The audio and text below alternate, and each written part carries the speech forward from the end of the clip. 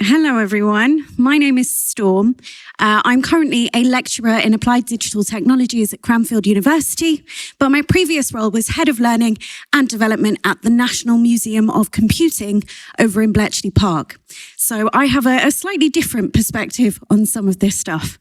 Now, I have got on the screen some of the technological developments over the last 70 odd years. Now, AI, we tend to think of as quite a new development. Now, the term was actually coined in 1948. The first chatbot was released in 1966. Any fans of Young Sheldon, you will have seen a cameo of Eliza in one of their episodes. It is fantastic. Now, I was watching the World Economic Forum the other day, and Davos were doing their report, and they have predicted that AI will make the same technological advancements that humans have made in the last 100 years in the next 5 to 10. And that is huge. So, can I work out what it is? All right, so I apologize. I'm slightly embarrassed by the state of my slides compared to everyone else's beautiful artwork. But on the screen, we have our population. The UK population at the moment is approximately 68 million people. In our increasingly digital world, services, public services, access to banking, everything else is increasingly online. In order for our population to access those public services, we have to have access to technology itself and the digital skills to effectively use it. Now, 5% of our population still do not have access to the internet. Now, it's no surprise that 5% of our population lack the essential digital skills to navigate our digital society. Now, this difference, this divide, is called the digital divide. And it creates quite a big problem because employment opportunities are found online these days. 5% of our population do not have access to those employment opportunities, and 26% of that 5% cite cost as the limiting factor. So we start to see what the problem is. Now, in addition to this, our Department for Education actually differentiates essential digital life skills and essential digital work skills. 59% of our population lack the essential digital skills for employment. And they are missing out on an estimated £5.69 billion in additional wages. Okay, so we start to see that access to the internet is required for individual economic mobility. Let's take a look at this from an employer standpoint. Today, 82% of jobs require digital skills. Now, remember we said 59% of our population do not have the essential digital skills for work.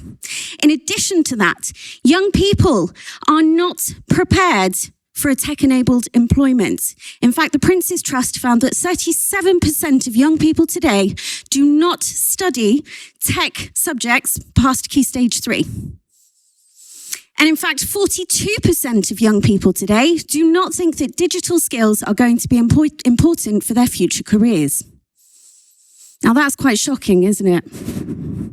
Now, the UK's transition to a tech-led economy, our government plans for the Silicon Valley of Europe, is threatened by this widening gap between workforce capabilities and employer requirements.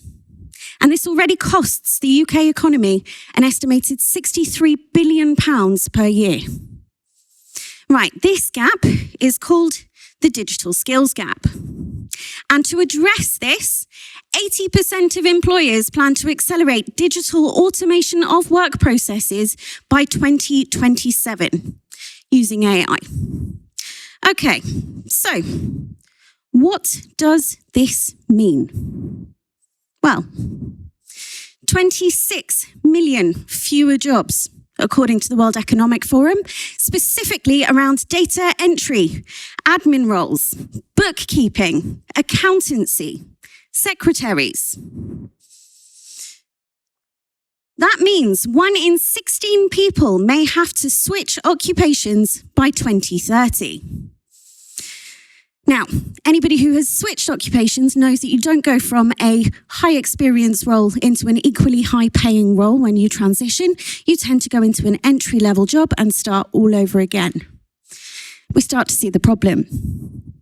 Okay, now, available roles will increasingly be concentrated in those high-skilled jobs, specifically around STEM subjects. So again, requiring those digital skills. Our most marginalized communities are at great risk of being digitally excluded. So without rapid upskilling, the UK risks not only losing £145 billion in cumulative GDP growth by 2028, but creating a greater social and economic divide. Right. Now, it would make sense to look at education as a solution, wouldn't it? Yeah, everyone goes through education. Wonderful. Education has exactly the same challenges as everyone else. Access to technology. The COVID-enforced shift to digital education, to remote learning, absolutely highlighted that those specifically in rural communities do not have access to the technology needed. Okay, let's say we've got access to technology itself. Subject matter experts. The UK is in the middle of a teacher recruitment and retention crisis. 54% of GCSE computer science lessons in state-maintained schools were not taught by computing teachers. Now, possibly most concerning, 80% of the 2030 labour force are already employed. So education cannot address the gap there at all. Now, the onus then falls on employers. If they want a work-ready force, employers really need to be looking at how they can upskill their staff. And the onus is on us. Now, has anybody heard of the term techno-chauvinism? Techno-chauvinism is this idea that as new technologies emerge, we have new problems that nobody else has ever experienced before. But technology has been around in its modern digital form for at least 70 years. And we've seen these issues previously. So you can see on my retro TV, we've got a nice little clip, meme from South Park. They took our jobs. And we've all seen the panicked headlines in newspapers across the globe. AI is going to take our jobs.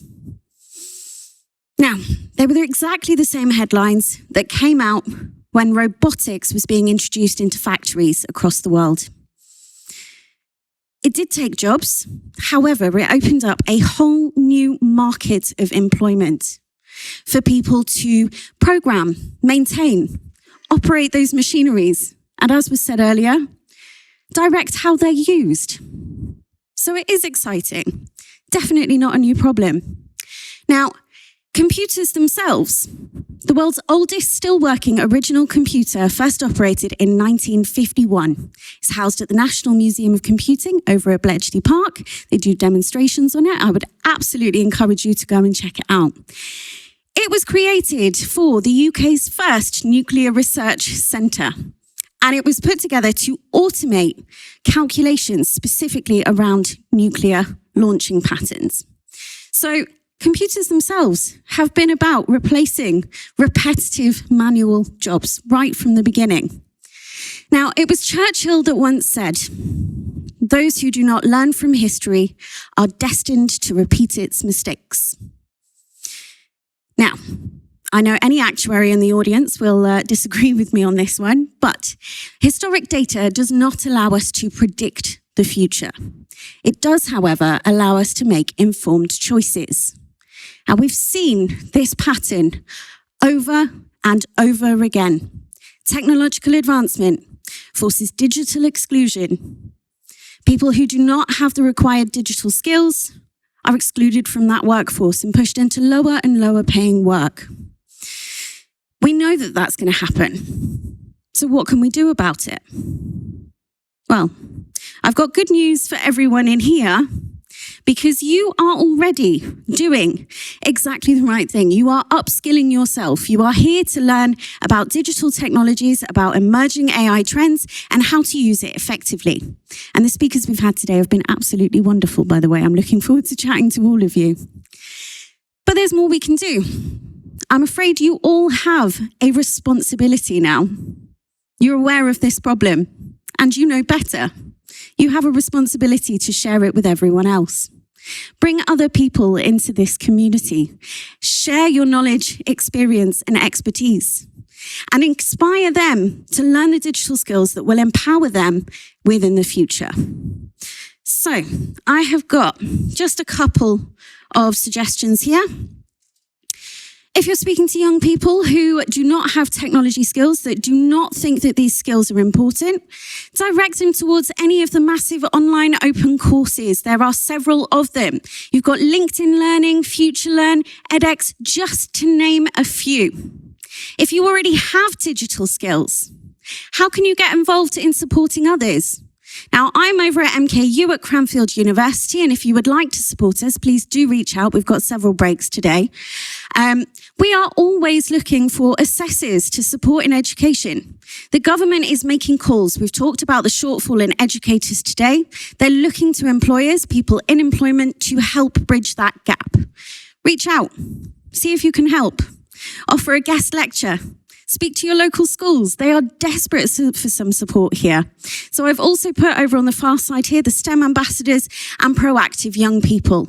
They take people from employment and put them in front of school children so that they can learn from you and help inform them for future decisions. Okay. I have got a little bit of time left, which I wasn't expecting. I've clearly talked far quicker than myself. So I have about 2 minutes. Does anybody have any questions for me? I would just add on the courses, Microsoft do an Azure AI Fundamental course. Thank you. If you want to get certified, you have to pay, but you can do the course for free. So. Beautiful. And a lot of organisations do offer free courses. Anybody else got any good ones they can recommend? Tech Skills for Life, so Norfolk County Council are offering a chance for people to be upgrading their skills, so all the people across the county, so they can speak to specialists and learn new skills, and also borrow devices for kids that perhaps don't have the opportunity to have them. They can also be donated them as well. Wonderful. Local organisations like museums often have loan boxes and things like that as well. And if anyone has not heard of the Digital Schoolhouse yet, they're doing some fantastic work. They are pairing up independent schools who do have a wealth of access to specialist staff and technology and opening it up to less fortunate schools. Anyone else? Beautiful. Google have a Gen AI. There you go.